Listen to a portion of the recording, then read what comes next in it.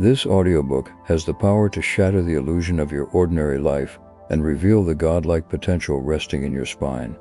It can spark a fire so ancient, so deep, it reshapes who you believe yourself to be and why you're here.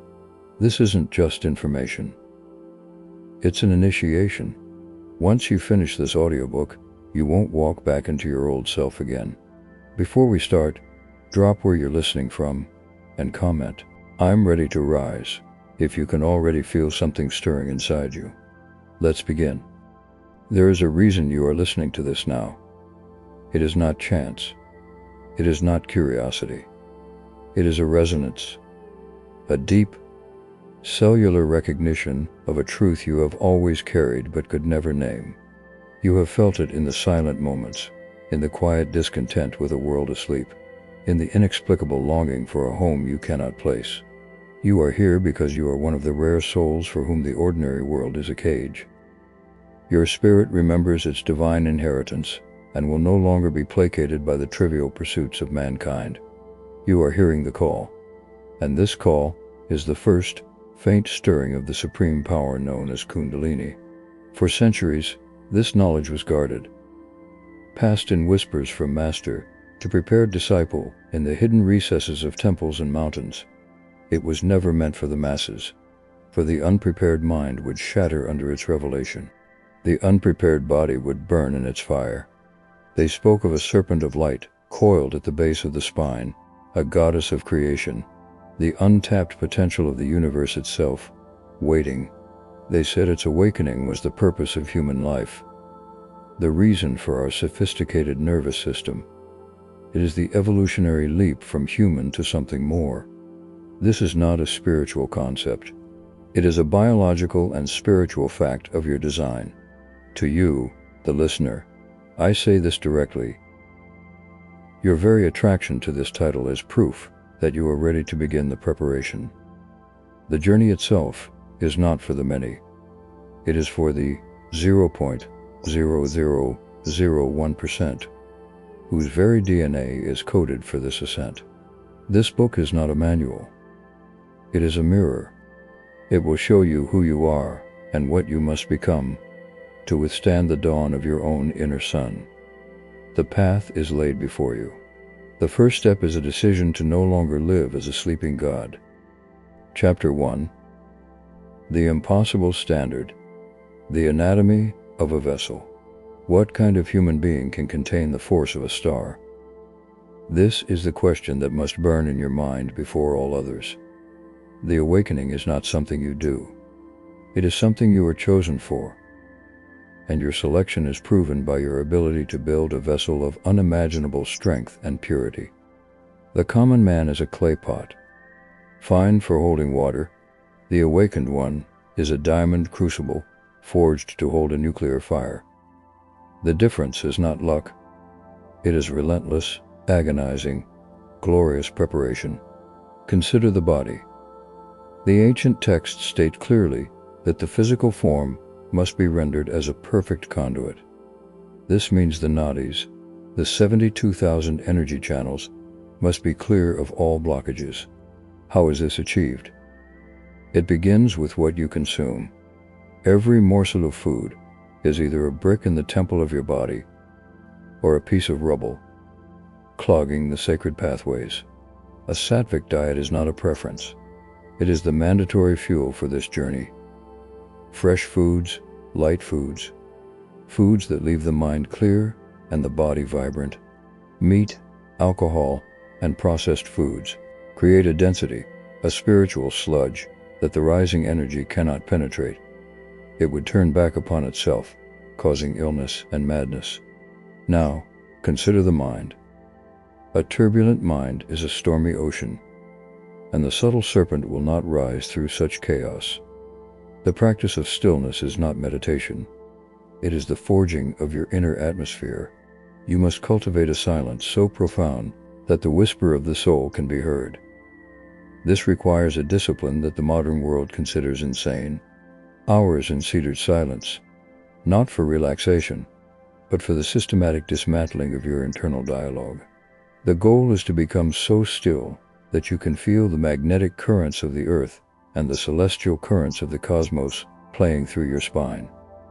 This is not a metaphor. This is the literal calibration of your instrument. Your body is your laboratory. Your life is your experiment. The question is, are you a worthy scientist? Chapter 2. The Forging of Will. The Decade of Purification. I will speak plainly to you now. If you seek a quick fix, a weekend workshop to enlightenment, close this book and walk away. You are not ready. The timeline for genuine preparation is measured not in months, but in years, often in decades. This is the great filter. This is why the number is 0.0001%. The soul demands this prolonged period for a reason. It is the alchemical process of turning lead into gold, of turning a personality driven by ego into a personality capable of being a servant to the divine. The first 5 years are dedicated to the great purification. This is the unglamorous work of scrubbing the psyche clean. Every day, you must engage in practices that burn away your impurities. Pranayama, the science of breath, is your primary tool. Techniques like Nadi Shodhana are not breathing exercises. They are psychic surgery. They scrape the rust from your inner channels. You will practice them until your breath is no longer an involuntary reflex but a conscious prayer, until the very air you breathe feels like liquid light cleansing you from within. Simultaneously, you must undertake the excavation of your shadow.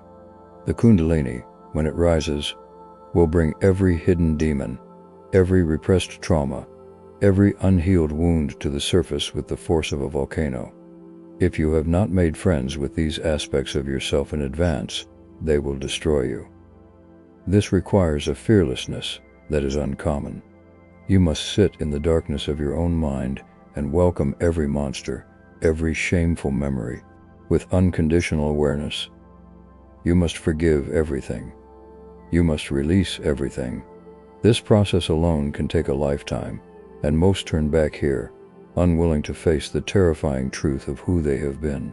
The second 5 years are for stabilization. Having cleared the debris, you must now build a structure of unwavering discipline. Your daily life becomes a ritual. Your sleep, your work, your relationships, all are oriented toward one singular purpose. Creating a life so harmonious, so consciously constructed, that it becomes a flawless invocation for the sacred. You are no longer living for yourself. You are living as a custodian of a future temple. This decade of forging is what separates the dilettante from the disciple. It is the price of admission. Are you willing to pay it? Chapter 3. The Gatekeepers of Ascent. Mastering the Subtle Body. There are gates along the path to the crown, and at each one stands a guardian. These guardians are the chakras, and they will not open for a stranger. They respond only to a specific frequency, a specific vibration of consciousness. To pass, you must become the key.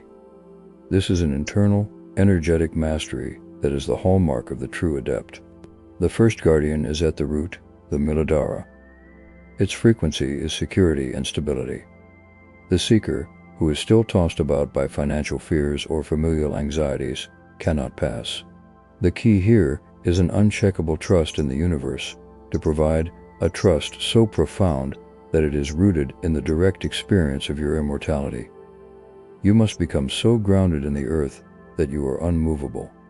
The practices are mundane but profound. Care for your body as a sacred trust. Live with integrity in all worldly dealings, and release the deep, primal fear of death. Until this is done, the energy remains locked, and rightly so. The second guardian is at the sacrum, the Svadhisthana. Its frequency is fluidity and emotional purity. It holds the ocean of your past desires and unresolved emotions. The key here is the alchemical transformation of passion into devotion. Every ounce of creative and sexual energy must be redirected from personal gratification to the longing for the divine. This is the famed practice of brahmacharya, not merely celibacy, but the total conservation and sublimation of life force. You must become a master of your energy, not a slave to your impulses. When your emotional body is as clear as a mountain lake, the second gate will swing open. The third guardian is at the solar plexus, the Manipura. This is the seat of your personal power, your will. The key here is the utter surrender of that personal will to the divine will. This is the greatest paradox. You must develop a will of iron, capable of immense discipline, only to then offer that will completely to the cosmos. It is the final and most difficult act of the ego. You must say and mean, "Not my will, but thine be done." When the ego surrenders its throne, the immense power of the Manipura is released, not as personal force, but as the fuel for the final ascent. These are but the first three guardians. The journey has only begun. Chapter 4. The Whispered Techniques. Hints from the Ancient Texts. For the one who has truly built the foundation, a hint is all that is required. The full techniques are too potent to be written. They must be transmitted energetically from a true master to a prepared student. But for you, the serious aspirant, the ancient texts whisper clues. They speak of the threefold key, asana, bandha, and mantra. They speak of asana not as physical exercise, but as a sacred lock of the body. The posture must be steady and comfortable, the spine erect, forming a straight channel from earth to heaven. The body becomes a living antenna, a lightning rod. The specific asanas are designed to apply gentle, internal pressure to the sacred zones, to stimulate the sleeping energy without force. It is a posture of invocation, of perfect receptivity. They whisper of bandha, the internal locks. The mula bandha, the root lock, is the secret key that closes the lower gate, preventing the precious energy from leaking downward and forcing it to turn inward and upward. It is not a muscular clenching, but a subtle, internal drawing up, a gentle kiss of attention at the base of the spine that signals the beginning of the journey. It is the physical act of the soul turning homeward. And they chant of mantra, the power of sound. The universe is vibration. Specific primordial syllables, when resonated with intention and feeling, create a frequency that resonates with the Kundalini itself. The mantra Om is the sound of the Absolute. The bija mantras for each chakra are the precise frequencies to unlock them. This is not singing. It is the tuning of your entire being to the fundamental note of creation. When body, energy, and sound are perfectly aligned in a purified being, the invitation is issued. The awakening is a response, a grace, a natural consequence of a life perfectly lived in preparation. The serpent does not rise by command. It rises when the temple is finally and impeccably prepared. Chapter 5. The Dark Night of the Soul. The Final Crucible. There is a point on the path, after years of diligent practice, where the seeker is led into a profound and terrifying darkness. The saints called it the dark night of the soul. It is the final and most necessary purification before the dawn. All light vanishes. All previous experiences of bliss, connection, and faith disappear. You are plunged into a void where it feels as if God has abandoned you, as if all your efforts were a lie. This is the great test. In this darkness, the ego makes its last stand. It will show you every reason to quit. It will tell you you are a fraud, that you are insane, that you have wasted your life. Every unresolved trauma, every hidden fear, will rise up not as a memory, but as your present, overwhelming reality. It is a psychic death. This is where many break. They scramble back to the world of distractions, to the light of the ordinary, forever scarred by the abyss. But for the 0.0001%, this darkness is recognized as the final gift. It is the fire that burns away the last vestiges of the separate self. There is no technique for this stage but surrender. There is no prayer but silence. You must walk through the valley of the shadow of death, fearing no evil, because you have come to understand that even this darkness is a part of the divine. You must die to who you thought you were. This is not a poetic death. It is an excruciating unraveling of your entire identity. When you stop resisting, when you finally let go and allow the void to consume you, a miracle occurs. In the heart of the absolute darkness, a single point of light is born. It is not outside of you. It is your own true nature, shining for the first time, uncontaminated by the personal self. This light is the first true glimpse of the awakened state. Chapter 6. The Dawn of the Innocent. Living as the Awakened. After the storm, a silence so profound it is palpable. After the death, a life so vibrant it defies description. The one who has passed through the crucible is not a better person. They are a different order of being. The Kundalini energy is now fully awake and integrated, residing not as a burning fire, but as a stable, luminous presence. This is the state of Sahaja Samadhi, natural and spontaneous enlightenment. The awakened one walks in the world, but they are not of it. They see the divine play in everything. The beggar and the king are both seen as costumes worn by the one self. There is no longer any judgment, only a boundless, compassionate awareness. Their actions are not driven by personal desire but arise spontaneously from the needs of the moment, perfectly attuned to the harmony of the whole. They become a blessing simply by existing. Do not mistake this for a state of passive bliss. It is a state of immense power and responsibility. The awakened individual is a conduit for cosmic intelligence and creativity. Solutions to problems flow through them. Healing energy radiates from them. They are the silent custodians of humanity's evolution. Yet, to the outside world, they may appear utterly ordinary. This is their greatness. They have transcended the need for spiritual glamour. They drink tea, they work, they laugh, but their inner world is the still center of the turning universe. They have returned to the beginning, to the innocence of a child, but with the full consciousness of a God. They are the fulfillment of human destiny. They are the reason the 0.0001% persevere. They are the living proof that the serpent's promise is real. Chapter 7. The Uncreated Light. The Phenomena of Awakening. When the Kundalini ascends and pierces the final veil, it does not simply illuminate the mind. It rewrites the very laws of your perceived reality. The individual does not gain new powers. They simply remember the inherent abilities that were always theirs, previously veiled by the static of the ego. This chapter is a testament to the astonishing phenomena that accompany a full awakening, not as goals to be sought, but as natural signposts confirming you have arrived in a new country. You may find that the line between your inner world and the outer world begins to dissolve. Synchronicity becomes the normal mode of existence. You think of a person, and they call.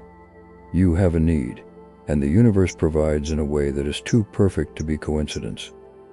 This is because you are no longer operating as a separate entity, making requests of a distant universe. You are the universe expressing itself in a localized point. There is no longer a you and it. There is only one. This unity consciousness is the most significant and lasting phenomenon from which all others spring. On a sensory level, you may perceive the world as made of light and vibration. The solidity of matter becomes transparent. You might see auras around people and living things, not as a colorful halo, but as a visible emanation of their life force and emotional state. You may hear the anahata nadam, the unstruck sound, a celestial inner music that is a direct expression of the cosmic vibration. These are not hallucinations. They are perceptions of a broader spectrum of reality. available once the central nervous system has been purified and supercharged by the Kundalini current. The physical senses have not been lost. They have been transcended and included in a higher mode of perception. Furthermore, the awakened state can bring forth siddhis, or perfections. These might include profound intuitive knowing, the ability to heal with a touch, or a thought, or a mastery over the elements. The ancient texts warn the seeker about these. They are not the goal. They are merely side effects, toys on the path. To become attached to them is to get trapped in a more refined spiritual ego, halting the final journey into absolute unity. The true adept acknowledges these phenomena, may even use them for the benefit of all, but never claims ownership of them. They know it is not they who are performing the miracle, but the infinite acting through their purified form. These phenomena are the proof that you have crossed the threshold, but they are not the destination. The destination is forever beyond description. Chapter 8. The Silent Responsibility. The Burden of the Awakened. With great power comes a responsibility that is seldom discussed, a burden that is both immense and silent. The awakened individual carries a cosmic secret that can never be fully communicated, only demonstrated through the radiant peace of their being. They see the suffering of the world with unbearable clarity, feeling the pain of millions as if it were their own. Yet they are anchored in a bliss that remains utterly unshaken. This is the paradox they must learn to hold. They cannot force awakening upon anyone. To do so would be a violation of cosmic law. They must watch, with infinite compassion, as those they love most stumble in the darkness, learning their lessons at their own pace. Their role is not to save, but to serve as a lighthouse, a steady, unwavering beacon that guides those who are ready to find their own way home.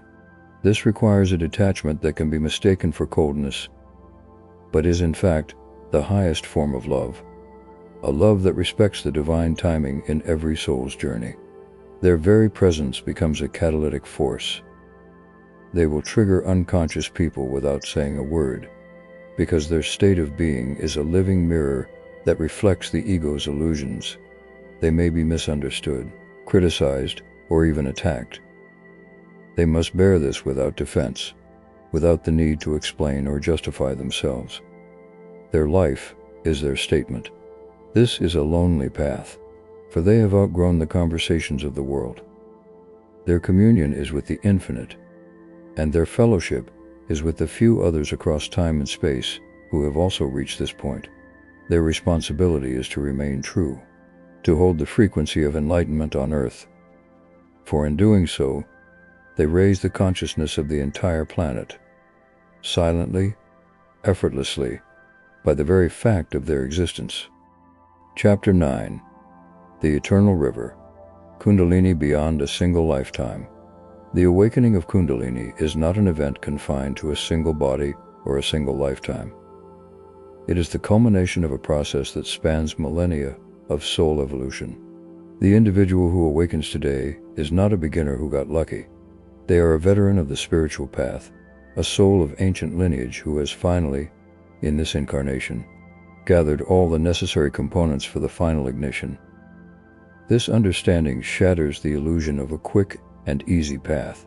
The soul works over vast cycles of time, incarnating again and again, gathering experiences, balancing karma, and slowly, painstakingly, purifying its subtle bodies. Each lifetime adds another piece to the puzzle. One life may be dedicated to mastering compassion, another to cultivating discernment, another to learning surrender. The Kundalini energy itself may have been partially awakened in past lives, only to become dormant again when the vessel proved too weak. These past life imprints are the reason you feel an inexplicable pull towards this knowledge, a familiarity with practices you have never been taught. When the final awakening occurs, it is forever. The energy may fluctuate in its intensity, but the connection is sealed. The serpent has risen. This achievement is recorded in the causal body, the soul's deepest layer, and becomes a permanent attribute of that consciousness. In future incarnations, should the soul choose to take a body again, it will be born awakened. It will enter the world as a natural beacon of light. Its work not about personal liberation, which is already secured, but about the liberation of all beings. The Kundalini, therefore, is not a personal possession, but an eternal river of consciousness that you, as a soul, have finally learned to swim in. Your awakening is a gift to the cosmic whole, a permanent victory for life itself. Chapter 10. The Final Secret, the Door That Was Never Locked. And now, we arrive at the final secret, the ultimate paradox that renders the entire journey both utterly necessary and completely illusory. After a book filled with descriptions of arduous preparation, decades of purification, and fierce inner battles, I must tell you this: the door to the divine was never locked. The Kundalini was never truly asleep. You were never separate from the source you sought. The entire epic journey, with its guardians and its dark nights, its techniques and its trials, was a divine game of hide and seek that consciousness plays with itself. It was a labyrinth constructed so that you could have the unparalleled joy of finding the center, only to realize you were the center all along. The longing you felt was not your soul missing God. It was God missing the experience of being you, a localized point of wonder, seeking itself. So what was the point of it all? The point was the love story. The separation was the setup for the ecstasy of the reunion. The pain was the foil for the bliss. You had to become so intensely, authentically, perfectly you, a purified, disciplined, surrendered individual. Be ready to comprehend the shocking truth that there is no individual you. The you that you worked so hard to perfect was the final obstacle to be surrendered.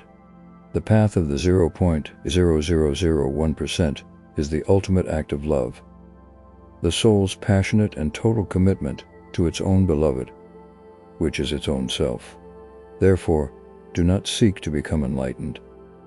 Do not seek to awaken your Kundalini. Instead, be still. In this very moment, feel the presence that is listening, that aware, spacious, silent presence that is reading these words is the awakened Kundalini. It is the serpent. It is the crown. It is the one. The entire universe is contained within this single, sacred, eternal moment of your own breathtaking awareness. You have always been home. The journey was only to convince you to look down and see that you were already standing on sacred ground.